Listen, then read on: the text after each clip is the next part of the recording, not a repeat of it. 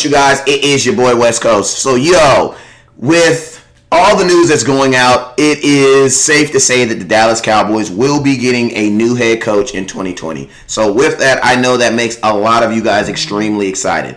Now, a lot of you guys have been hitting me up, a lot of the scouts, a lot of people on Instagram, Facebook, and Twitter, and I appreciate you guys for all following me, have been hitting me up and asking me, like, West Coast, who is going to be the coach that gets, like, not necessarily your endorsement, but who is the coach that you feel is going to be best suited for the Dallas Cowboys? Now, if you guys remember some of my earlier videos, probably one or two of them I made earlier, you guys know I wasn't as big on a Mr. Urban Meyer as I am today. And the reason I am so big on Mr. Urban Meyer is because, I'm going to be honest with you, man, some people very close to the program and some people very close to who have relationships with Mr. Meyer actually reached out to West Coast and had a really good conversation, and I was able to answer all my questions and concerns about one Urban Meyer. And I'm going to be honest with you, man, after speaking with this individual yesterday, I am 100% okay with endorsing Urban Meyer as the new head coach for the Dallas Cowboys. Now,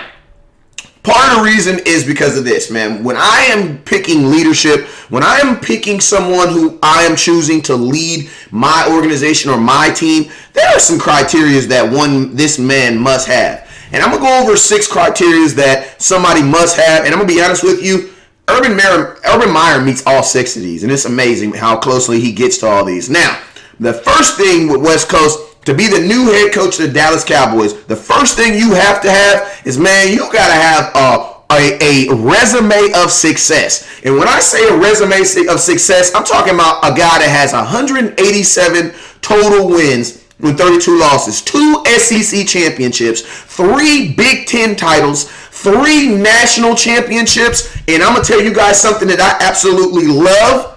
The guy was 7-0 against his rivals. The reason why that's so important is because just like the Big Ten, we play in a division, in a conference, you would say, and winning that conference only propels you to the next step of winning a championship.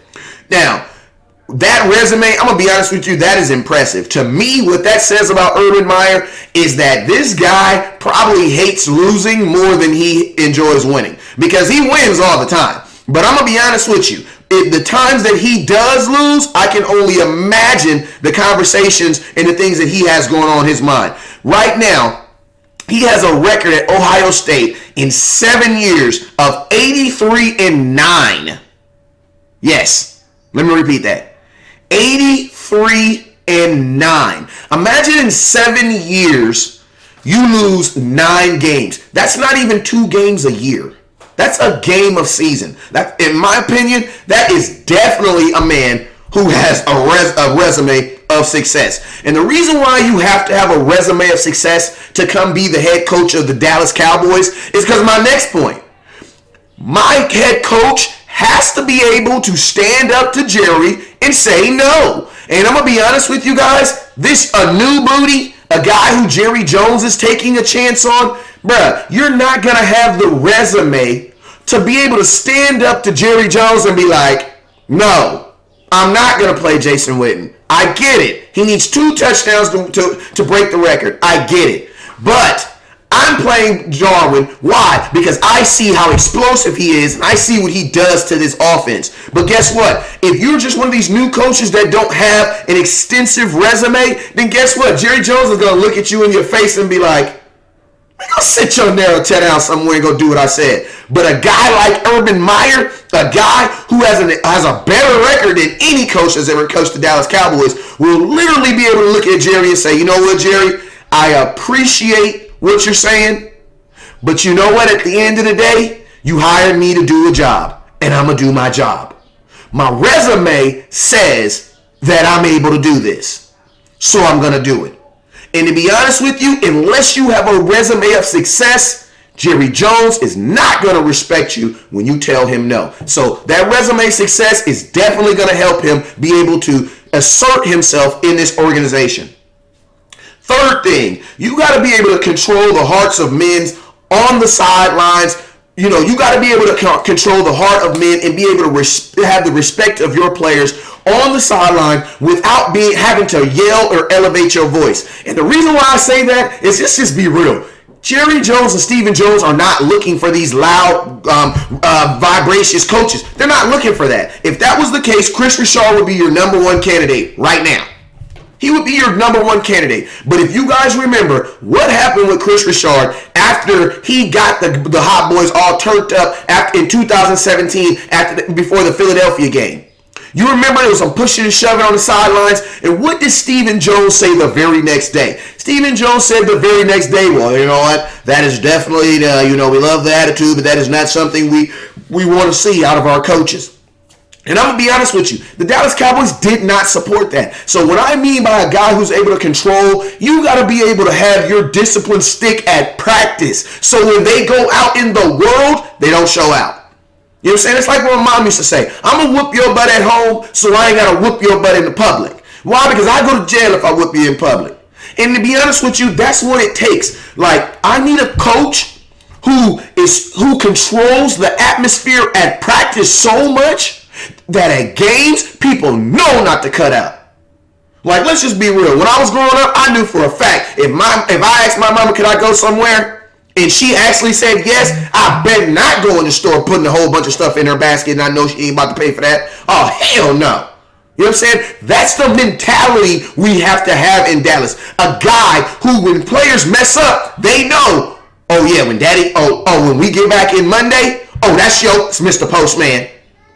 Yes, that's what I like about Urban Meyer. Urban Meyer is a guy, and I know he's able to control high personalities because, bruh, at Ohio State, they have at least a top 5 recruiting class every single year. So you know what that means? Every single year, athletes are coming in who feel that they're better than the current players. How are you controlling those guys? Well, guess what? He was able to get all those guys to be able to play together cohesively as a team. You want to know why? Because I guarantee you he had some tough practices. If you have tough practices, you have easy games.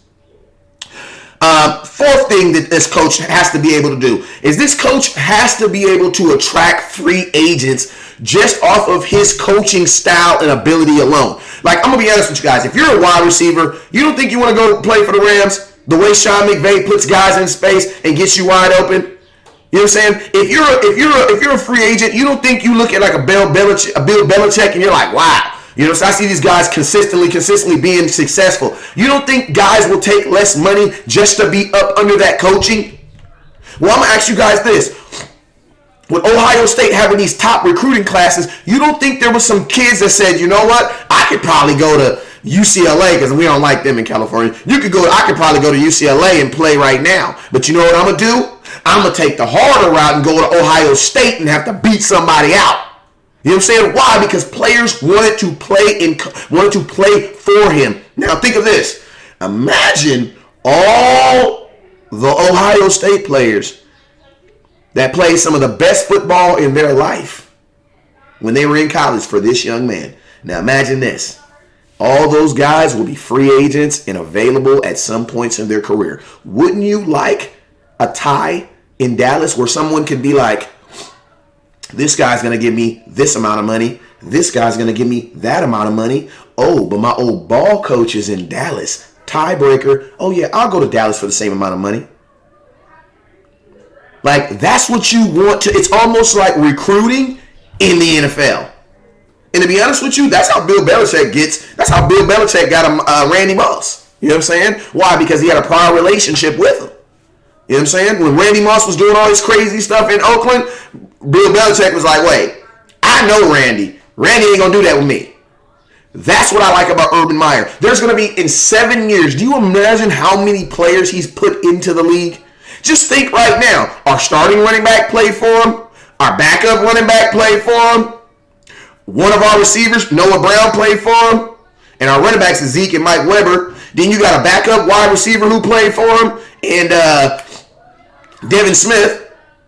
So it's like you got what is that, 4 people in your office right there and already paid for the dude. You know what I'm saying? So just imagine the effect of Ohio State players who become available in free agency and be like, you know what? I'm going to go play for Urban Meyer in the NFL. Imagine that effect on the Dallas Cowboys. Something else you got to be able to do is another thing this coach that comes to Dallas has to be able to do this. Man, you got to be able to improve the current coaches. And what I mean is this. The Dallas Cowboys are not about to fire the entire staff. They're not about to do that because some of these guys actually did their job. Like my boy DB's the running back coach, he did his job. Sanjay Lal didn't do his job. But guess what? Urban Meyer was, guess what? Guess what he was in college? He was a wide receiver coach before he was a coach at Ohio State. And he was also a DB coach. He was actually a DB coach first. I'm just saying, one thing I like about Urban Meyer is his coaching tree is all over the place. You know what I'm saying? He's been on the defense side of the ball. He's been on the offense side of the ball. I like him because he has enough common sense and enough knowledge to be able to input on both. Now, what I say is this. With Urban Meyer, I think there can be a time where you can actually put a Kellen Moore under Kellen Moore and say, hey, Kellen Moore, you're going to call plays, but you're going to call them through this guy right here. Urban Meyer is going to show you how to be a better coach. You know what I'm saying? He's going to show you how to anticipate play calling better. You know what I'm saying? He can help your current staff get better. And then I'm going to tell you what you can also do. And this is just what Jerry Jones loves doing because this is called nepotism. You have Urban Meyer as your coach for about 15, 20 years. And then when he retires, you promote the guy under him. You know who that is? Kellen Moore, who's been coached by who? Urban Meyer. That's what you do. That's what you do. And to be honest with you, this would be a great mentorship for one Kellen Moore. Because I'm going to be honest with you guys, as much as I believe that Kellen Moore had to do with last year's unsuccess, I definitely feel that there's some qualities about Kellen Moore that I like. You know what I'm saying? And there's some qualities about him that I think are worth saving. I just think they need to do the same thing they did with Mark Colombo, and that is get the dude some help. I mean, you got Mark Colombo some help for 8 games. Remember Mark Colombo became our offensive line coach? You know what they did? They brought him in an assistant. A guy named Hudson Hawk, a guy who was tenured in what they were doing to help him. That's what I don't understand about Kellen Moore. Why you didn't do that with Kellen Moore? You know what I'm saying? So, with Urban Meyer, you're going to be able to get that. And that's what I love about Urban Meyer because he's going to be able to help your current coaches. My next thing is this, man, and this is probably the most important out of all of them, man. My next head coach has to be able to discipline players regardless if we win or lose. I'm doing this thing right now called the National Rewatch. And basically what I do is I just rewatch all the Dallas Cowboy games, all 16 games. I'm going to watch all the games over. I'm going to just keep watching them over until the day after the Super Bowl. As many times I've already watched all because the nice thing about it is you can go to NFL.com and watch the condensed version where they just have all the plays, no commercials, and it takes you like 34 minutes. So I've already watched the entire season once and a half since we've lost. So what I've seen is this. We played some bad games where we just didn't play good. And then we also played some bad games where we won and we didn't play good. And I'm going to tell you guys this. People did not get benched. People, I promise you, didn't get yelled at. Didn't nobody get jacked up. Why? Because we won the game. I.e. Brent Meyer. Brent Meyer been missing kicks. He been missing kicks. And I love you, Xavier Woods, but 100, you been missing tackles. But the reason why nobody said anything is because we won the game. One thing that we need to be able to do, and with my new head coach, I need a head coach that looks at a player and says, man, I don't give a damn how many yards you had. Did you see those 2 drops you had? We need a coach who punishes, who is okay with disciplining players even when the team succeeds. Because at the end of the day, this is a team sport. But these are individuals getting paid to play a team sport. And there was too many times last year that a win just covered all sins. Oh, we won, so we ain't got to worry about missed tackles. We ain't got to worry about that. We ain't got to worry about Jason Witten dropping balls. We ain't got to worry about that. We ain't got to worry about, Amari Cooper dropping balls. Why? Because we won the game. We got to win the game. Oh, but as soon as we lose the game, they had this play drop. Like, I'm going to be honest with you. One of our worst games played this year was Miami, and we won it. I'm just being real with you. It was Miami, and we won the game. But execution-wise, missed tackles, horrible. And I'm going to be honest with you guys. We need to understand we need a coach who will discipline even when there's a victory. My last thing that this coach has to do also is, man, and it has to go with this last thing I said. That's why I didn't make an individual point. Bro, I'm done with the example making. Like, I'm tired of you making examples out of players and then not making an example out of players who do well. Devin Smith played bald against Washington, and you didn't make no example out of him. What I mean is, why we didn't reward his production? He balled against Washington. Never seen him again. Then you have Cheeto not playing well week 12, and you want to bench him. Like, the Dallas Cowboys, this example making needs to stop. If someone does not play good, bench him. If someone plays well, promote him. Period. And I'll be honest with you guys, that's what I love about Urban Meyer, man, is that with Urban Meyer, you were going there. This guy would go deep on his roster. If you played your out at practice and you balled, you played. And that's one thing I do like about Urban Meyer and his system is this, man. The best player is going to play. Point blank and simple. And I'm going to be honest with you guys, that alone will put points on the board for the Dallas Cowboys. You want to know why? Because there are several times on film where Blake Jarwin was the best option, and we did not allow him to play. It's 2020. I will be endorsing Urban Meyer as head coach for the Dallas Cowboys. I'm sorry, y'all. It just 100% makes sense. You already know what it is. Never look down because the star is up.